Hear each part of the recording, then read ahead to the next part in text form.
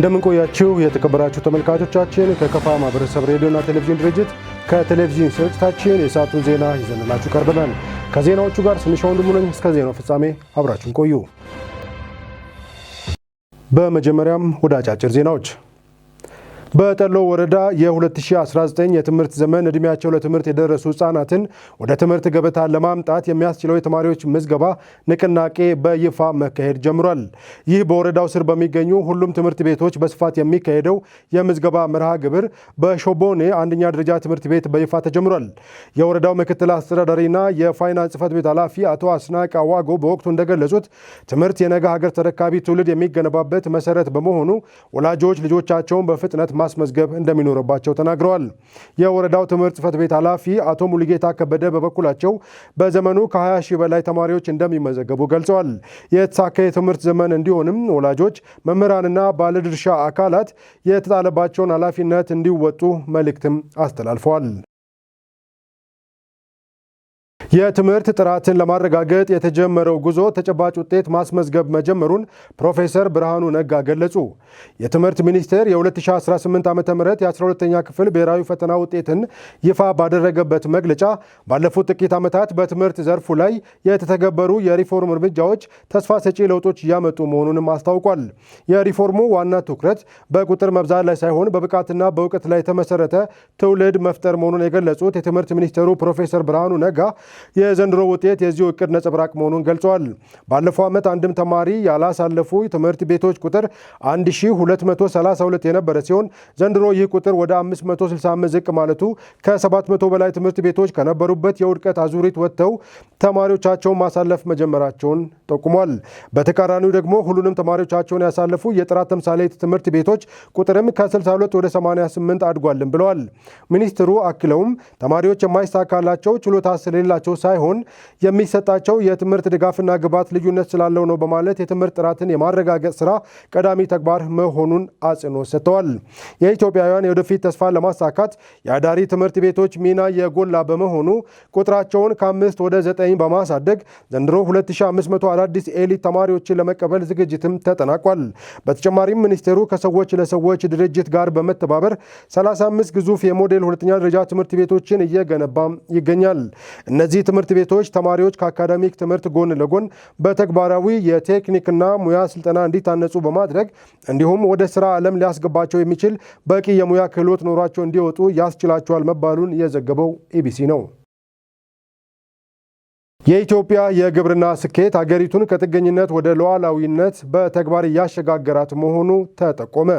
የአንድ ሀገር ሉዓላዊነትና ክብር የሚጸናው ሉዓላዊ በድንበርን በመጠበቅ ብቻ ሳይሆን በምግብ ራስን በመቻልና ጠንካራ የኢኮኖሚ ነፃነትን በማረጋገጥ ጭምር ነው።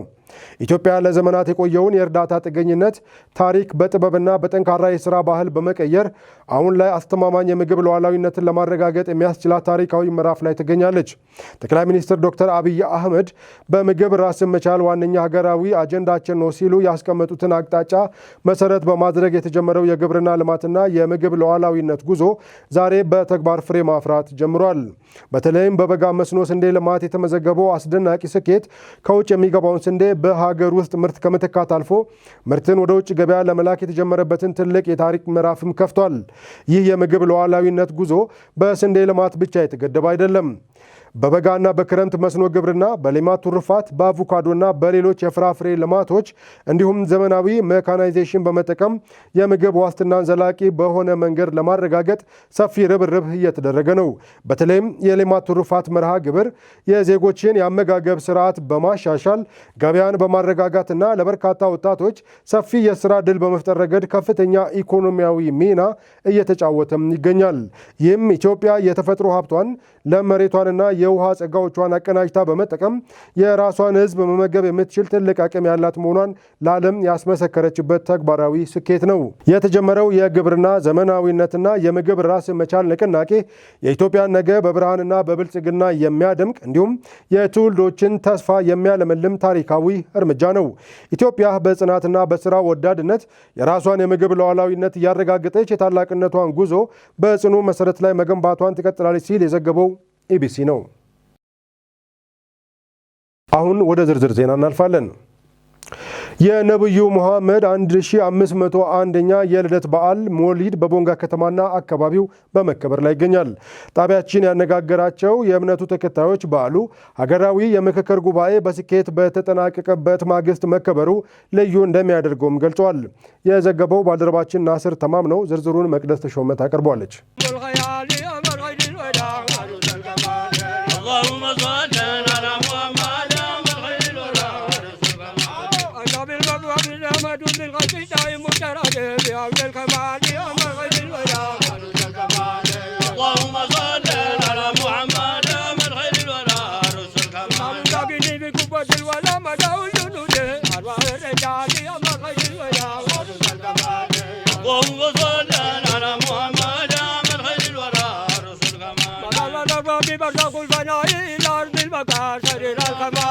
ነብዩ መሐመድ ለዓለማት እዝነት ሰላምና አብሮነት የተላኩ ነብይ እንደነበሩም የእስልምና እምነት ድርሳናት ይገልጻሉ። በዚህም የተነሳ በመላው ዓለም በብዙ 100 ሚሊዮን የሚገመት የእምነቱ ተከታዮች የልደት ቀናቸውን በየዓመቱ በደማቅ ሁኔታ ያከብራሉ።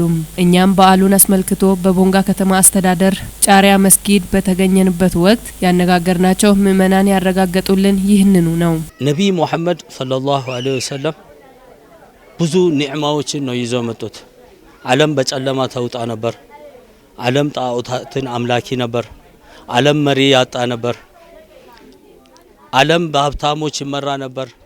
ባሪያ ይረገጥ ነበር። ሴት ልጅ በቁም ትቀበር ነበር እና ነብይ መሐመድን አላህ በመላኩ ያን ቀንበር አላህ ለኛ ሰብሮልናል። አንደኛ ነብይ መሐመድ መምጣት ማለት ለዓለም እዝነት አድርጎ ነው አላህ የላካቸው። ለዓለም እዝነት አድርጎ እያንዳንዱ ነብይ መጥቷል። በየጎሳው መጥቷል። በየአገሩ መጥቷል። ለራሱ ለቤተሰቡ የመጣ አለ።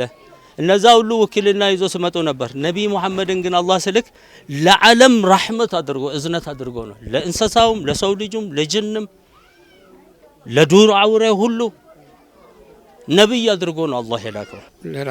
ለራሴ ብቻ ሳይሆን ለሙስሊም የተባለ ለሁሉ ኸይር ነገር፣ ሙሀባ ነገር፣ ፍቅር ነገር፣ ኢባዳ ነገር ስዩዶችን ሁሉንም ይዞ አመጥቶ ለኛ ያስረከቡት የሰጡት መስመር ነው።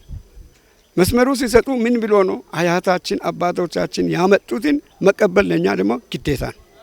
መሆኑም ያለበትን ደግሞ እያንዳንዳችን ሙስሊም የተባልነው ሙስሊሞችን የራቅ ያለበት ቦታ ላይ በነብያችን በመውሊዱ ስብ የራቅ ያለበት ሰው ሁሉ መጥቶ የሚገናኝበት አመትን የዚህ ምንድነው? ከሄድ ነው ከሸቤም ከሰቃም ከሚዛንም ከቴፒም ከውጪም ከመካም በየቦታ ያሉ ሁሉ የሚገናኝበት የሙሀባ ቦታ መስመር ነው።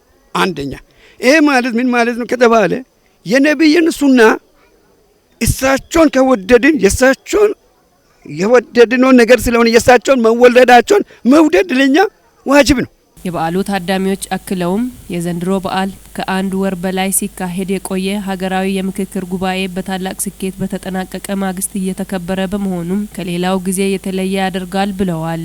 በዚህ በአገር ምክክር ሰዓት ላይ ረቢዑል አወል መጥቶ መግባቱ በጣም አስደስቶኛል። የኛ ኡማዎችም የነቢይ አህባቦችም በረቢዑል አወል ለመመካከር ነው የሚሰባሰቡት።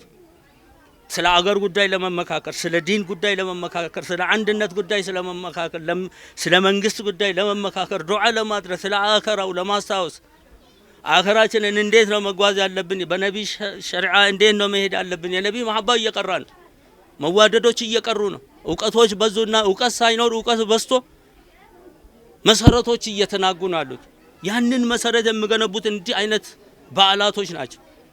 እና ደግሞ በዚህ በመመካከሪያ ሰዓት ላይ ረቢዑል አወልን አላህም ለኛ ስለወፈቀን አልহামዱሊላህ ረብል ዓለሚን መንግስትም ቢሆን በያዘው መመካከር ብሎ በጀመረው ጉዳይ ላይ ያጠፋም ካለ ችግር ያለበትም ካለ ግልጽ በመመካከር በሃይማኖት ቦታዎች በሃይማኖት ግቢዎች ሙስሊምን በሙስሊም መስጊድ በመመካከር አገራችንን ሰላም አድርገን አገራችንን ገንብተን አንድነታችንን ሳንበትን መንግስታችንን እየታዘዝ በዲናችን እየታዘዝ መጓዝ አለብን እላለሁኝ።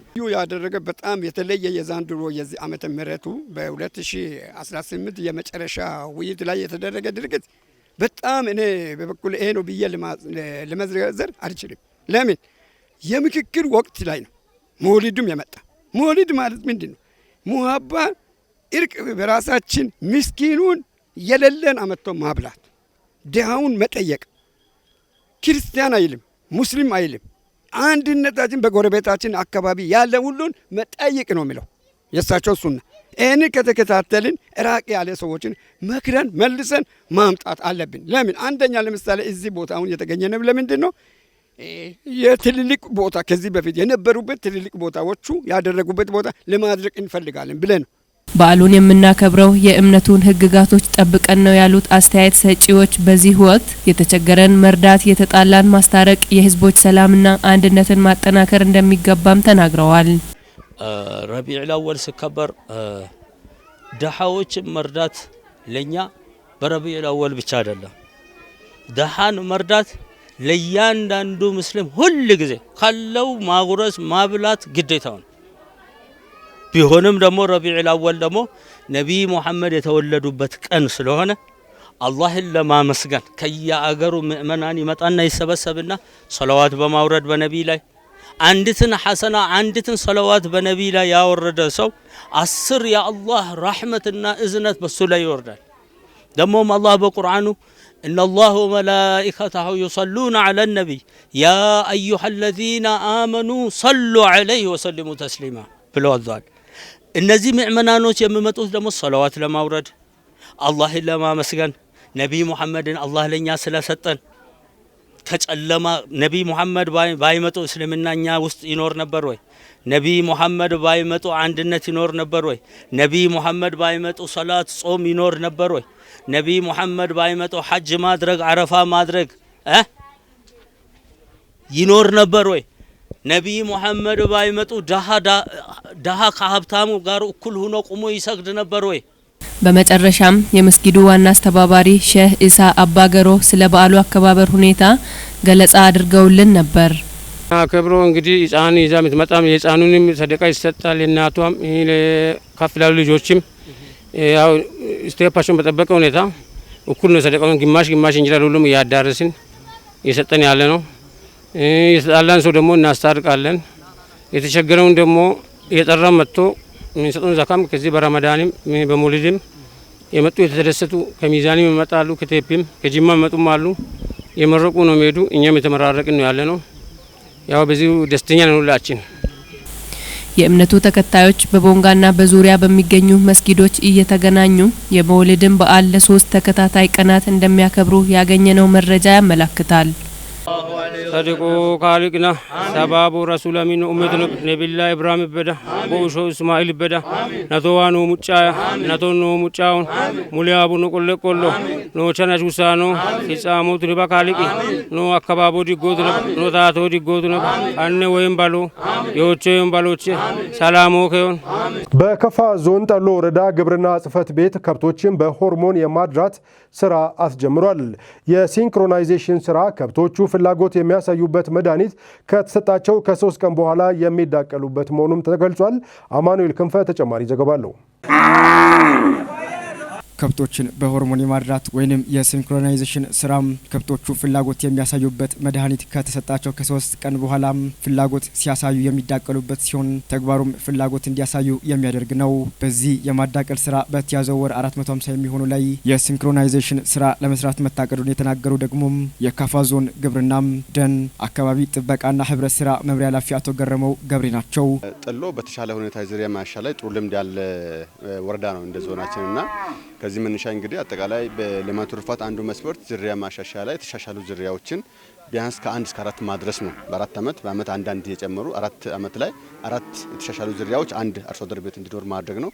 ይህን ካደረግን አጠቃላይ በወተት ራሱን የቻለ አደረጃጀት ተፈጥሯል ብለን ነው የምናምነውና በዚህ ልክ አጠቃላይ ባለፈው በገመገምነው መሰረት 2 የልማት ትሩፋት መንደር ጠሎ ወረዳ ላይ ወዳ ከተማ ላይ አጠቃላይ ደረጃውን የጠበቀ እንደሆነ ስታንዳርዱ ተገምግሞ በዛ ልክ ያለፈ መሆኑን ካረጋገጥን በኋላ በተሻለ ማስፋት አለብን ከሚል ሐሳብ በዚህ ልክ ከክልል ጋር በመነጋገር ከዞንም ሀብት በማመቻቸት አጠቃላይ በወረዳ ላይ በዚህ ልክ በአማራ ሁኔታ እነዚህ የተሻሻሉ ቁጥሮችም 80% በላይ የደረሱትን ጭምር አካተን በዚህ ሂደት እየመራን እንገኛለን። የካፋ ዞን እንስሳትና ዓሳ ሀብት ዘርፍ ኃላፊ አቶ ጥላሁን ገብሬም በወረዳው ኦዳ ከተማ ከብቶችን በሆርሞን የማድራት ወይንም በሲንክሮናይዜሽን ስራም 1063 ጥጃ ለማግኘት መታቀዱንም አንስተዋል።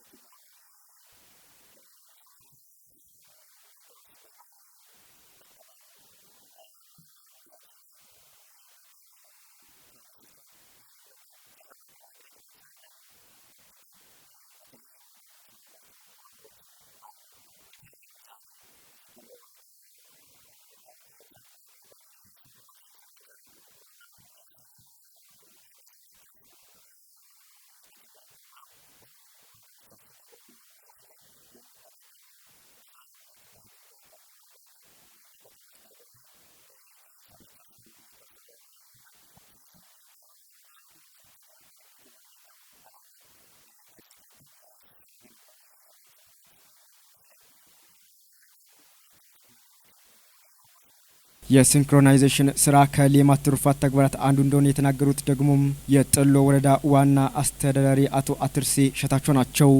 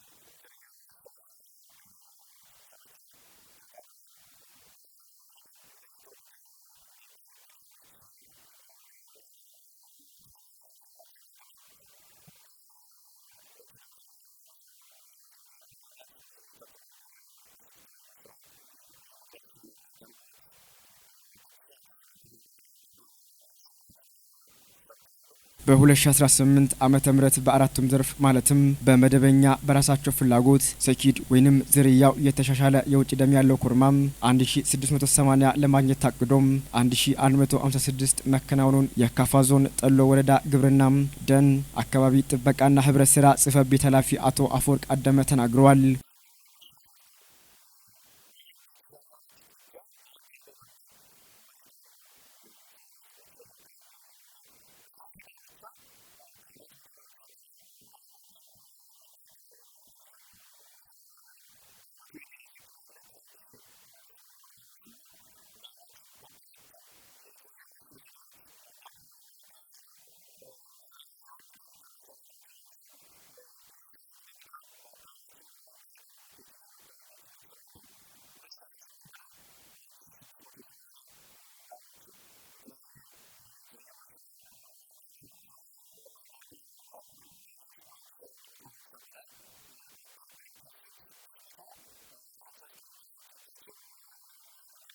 በማዳቀል ስራ የተሰሩትንም ስራዎች የእንስሳት ዘርፍ ባለሙያው የሚከተለውን ብለዋል።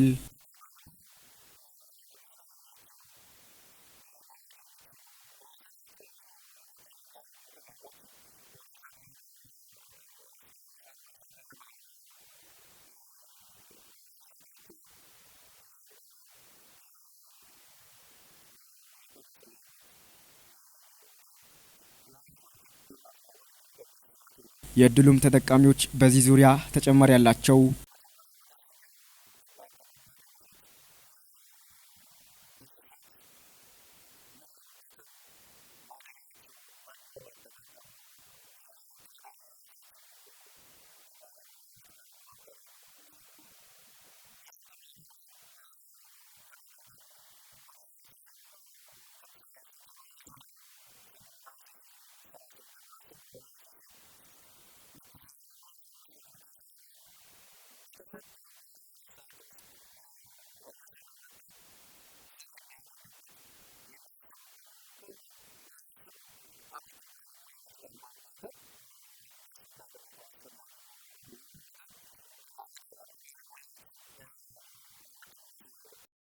የናይጄሪያ የቀድሞ ፕሬዝዳንትና በአፍሪካ ህብረት የአፍሪካ ቀንድ ልዩ መልእክተኛ ኦሉሴጉን ኦባሳንጆ ኢትዮጵያውያን በምክክሩ የተገኘውን ስኬት በማጠናከር በጋራ የወደፊት ራዕይ ላይ ትኩረት እንዲያደርጉ ጥሪ ያቀረቡ።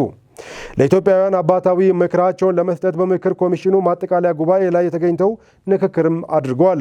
የአፍሪካ ቀንድ ልዩ መልእክተኛ ኦሉሴጉን ኦባሳንጆ ምክክሩ ወደ ተግባር ሲቀየር የወደፊቷ ኢትዮጵያ ሰላሟ የተረጋገጠባትና የተረጋጋች ሀገር እንደምትሆን እምነታቸው መሆኑን ገልጸዋል። ከፋና ብሮድካስቲንግ ኮርፖሬት የተገኘውን ዘገባ መቅደስ ተሾመ ታቀርባለች። ኦሉሴጉን ኦባሳንጆ በ1958 የናይጄሪያን ጦር የተቀላቀሉና በናይጄሪያ ጦር ዋና አዛዥ እስከ መሆን ያገለገሉም ናይጄሪያን ለ8 ዓመታት በፕሬዝዳንትነት የመሩም በአፍሪካ ህብረት ኃላፊነታቸውን እየተወጡ ያሉና በአፍሪካ ፖለቲካ ውስጥ የረጅም ጊዜ ተሞክሮ ያላቸው ናቸው። ኦባሳንጆ አንድም የአፍሪካ ህብረት ተልዕኳቸውን ለመወጣት እልፍ ስልም ካላቸው የካበተ የፖለቲካ ልምድ ለኢትዮጵያን አባታዊ ምክራቸውን ለመስጠት በምክክር ኮሚሽኑ ማጠቃለያ ጉባኤ ላይ ተገኝተው ንግግር አድርገዋል። አብራርተዋል። በንግግራቸውም ኦባሳንጆ ብሔራዊ ምክክሩን በአፍሪካ ደረጃ ታሪካዊ እርምጃ ሲሉ አድንቀው ኢትዮጵያ የወደፊት እድሏን ለመወሰንና ከግጭትና ከመከፋፈል ይልቅ በውይይትና በመግባባት እንድትጓዝ ለማድረግ ከፍተኛ ሚና እንደሚኖረው ገልጸዋል። እውነተኛ ሰላም የሚመጣው ከአንድ ወገን ብቻ ሳይሆን ከሁሉም መሆኑን የገለጹት ኦባሳንጆ የምክክር ኮሚሽን ይህን በመረዳት በአጀንዳ አሰባሰብ ሂደት ውስጥ ሁሉንም ማሳተፍ መቻሉን ጠቅሰዋል። የምክክሩ ስኬት የሚለካው በአጀንዳዎች ላይ በተደረሱ ስምምነቶች ብቻ ሳይሆን ስምምነቶችን ወደ ተግባር ለመቀየር በሚኖረው ቁርጠኝነት መሆኑን አብራርተዋል። ምክክሩ ወደ ተግባር ሲቀየር የወደፊቷ ኢትዮጵያ ሰላሟ የተረጋገጠባትና የተረጋጋች ሀገር እንደምትሆን እምነታቸው መሆኑን ገልጸው ሰላም ከተረጋገጠ በሚቀጥሉት 7 ዓመታት ውስጥ የኢትዮጵያ ኢኮኖሚ በአፍሪካ ካሉ ግዙፍ ኢኮኖሚዎች አንዱ ይሆናል ብለዋል። በተጨማሪም ኢትዮጵያ ከ1 ምዕተ ዓመት በኋላ በዓለም ላይ ካሉ የበለጸጉ ሀገራት መካከል አንዷ የምትሆንበት አቅም እንዳላት አብራርተዋል። ይህ እንዲሳካ ግን ኢትዮጵያውያን ያለፈውን የግጭት፣ የጦርነት፣ የጥቃት፣ የመከፋፈልና የውድመት ታሪክ በመተው በጋራ የወደፊት ራዕይ ላይ ትኩረት ማድረግ እንዳለባቸው ጥሪ አቅርበዋል። ኢትዮጵያ ያላት ታሪክ ብዙሃነት፣ የሰው ኃይልና የአፍሪካ ዲፕሎማሲያዊ ማዕከልነቷ ለሀገሪቱ ትልቅ አቅም መሆኑን ጠቅሰው በሀገሪቱ የተደረገው ምክክር ሰላም፣ አንድነት፣ ብልጽግናና የተሻለ የወደፊት እድል ይዞ መምጣቱን አብራርተዋል። የምክክሩ ውጤቶች ወደ ተግባር እንዲቀየሩ እንዲሁም በአጠቃላይ ኢትዮጵያ ለዘላቂ ሰላምና እድገት በምታደርገው ጥረት ውስጥ የአፍሪካ ህብረት የሚያደርገውን ድጋፍ አጠናክሮ እንደሚቀጥልም አረጋግጠዋል። የአፍሪካን የጤና ሉዓላዊነት በዘላቂነት ለማረጋገጥ ትብብራችንን አጠናክረን መቀጠል አለብን ሲሉ የጤና ሚኒስትር ዶክተር መቅደስ ዳባ ገለጹ። የ76ኛው የዓለም ጤና ድርጅት የአፍሪካ ቀጠናዊ ኮሚቴ ጉባኤ ተሳታፊዎች በአዲስ አበባ የእግር ጉዞና የአካል ብቃት እንቅስቃሴ አካሂዷል። ከኢዜአ የተገኘው መረጃ አብይ ብርሃኑ ያቀርባል። የጤና ሚኒስትር ዶክተር መቅደስ ዳባና የዓለም ጤና ድርጅት የአፍሪካ ቀጠና ዳይሬክተር ፕሮፌሰር ማመር ናጅብ የአካል ብቃት እንቅስቃሴና የእግር ጉዞውን አስጀምሯል። የእግር ጉዞ ንግግር ወደ ተግባር በሚል መሪ ሀሳብ ከአድዋ ድል መታሰቢያ ጀምሮ እስከ መስቀል አደባባይ ድረስ ተካሂዷል። በወቅቱም ሚኒስትሯ ዶክተር መቅደስ ዳባ የአካል እንቅስቃሴ ተላላፊና ተላላፊ ያልሆኑ በሽታዎችን ለመከላከል አይነተኛ ጠቀሜታ እንዳለውም ተናግሯል። የአፍሪካ ሀገራት አክመው ከማዳን ባሻገር ቅድመ መከላከል ስራቸውን ማጠናከር እንዳለባቸው ጠቅሞ ለዚህም ደግሞ አንድነታቸውን አጠናክረው መቀጠል እንዳለባቸውም ገልጿል። በአፍሪካ ደረጃ ያለውን የጤና ዘርፍ አገልግሎት ለማጠናከር አባል ሀገራት አብሮ መስራት ባህላችንን ማጎልበት ይገባናል ብለዋል። የጤና ችግሮችን ለመፍታት ከመደበኛ የአዳራሽ ስብሰባና ከጽንሰ ሀሳብ ውይይቶች ባሻገር በተግባር ላይ ያተኮረ እንቅስቃሴ ማድረግ እንደሚገባም አክሏል። በጉባኤ ከሚነሱ ጉዳዮች በተጨማሪ በተግባር ተደግፈውና ሁሉንም ያቀፉ የጤና መፍትሄዎች ላይ ትኩረት ማድረግ እንደሚገባ ገልጸዋል። የአፍሪካ ሀገራት በጋራ መስራት ለአህጉሪቱ የጤና ሉዓላዊነት መሰረት መሆኑን አብራርተው እያንዳንዱ ሀገር ለሌላው አጋርነቱን ማረጋገጥና በመደጋገፍ መንፈስ መስራት እንዳለበት አስገንዝበዋል። የጤና ሉዓላዊነት በዘላቂነት ማረጋገጥ የሚቻለው በአገሪቱ ትብብር ተጠናክሮ ሲቀጥል መሆኑን ጠቁሞ በዚህም ዘርፍ ኢትዮጵያ ሁሌም ዝግጁ መሆኗን አረጋግጧል። የዓለም ጤና ድርጅት የአፍሪካ ቀጠና ዳይሬክተር ፕሮፌሰር መሐመድ ናጅብ በበኩላቸው የአህጉሪቱ ህዝቦች ተባብረው ከተነሱ ማሳካት የማይችሉት የጤና ግብ እንደሌለ በአጽንኦት ተናግሯል። በአህጉሪቱ በየጊዜው የሚወሰዱ እርምጃዎችና የሚደረጉ የጋራ ጥረቶች በሙሉ ለወደፊት የአፍሪካ ጤና ዘርፍ የሚደረጉ ዘላቂ ኢንቨስትመንቶች መሆናቸውን ገልጿል። የአፍሪካ ብሩህ ነገ ዛሬ በሚወሰዱ ውሳኔዎች ላይ የተመሰረተ መሆኑን አስገንዝበው አህጉሪቱ ወደ ተሻለ ደረጃ ለማሸጋገር ዛሬ ላይ ተግባር ውሳኔዎች ላይ በትኩረት መስራት እንደሚገባ አስገንዝቧል። የተከበራችሁ ተመልካቾቻችን ከከፋ ማህበረሰብ ሬዲዮና ቴሌቪዥን ድርጅት ለሰዓቱ ያጠናቀርናቸው ዜናዎቻችን እስካሁኖቹ ነበሩ። ከዜናዎቹ ጋር ትንሽ ወንድሙ አብሬያችሁ ቆይታ አድርጌ ነበር። ቀሪ የጣቢያችን መሰናዶዎች የሚቀጥሉ ይሆናል። በእኔ በኩል ሰላም።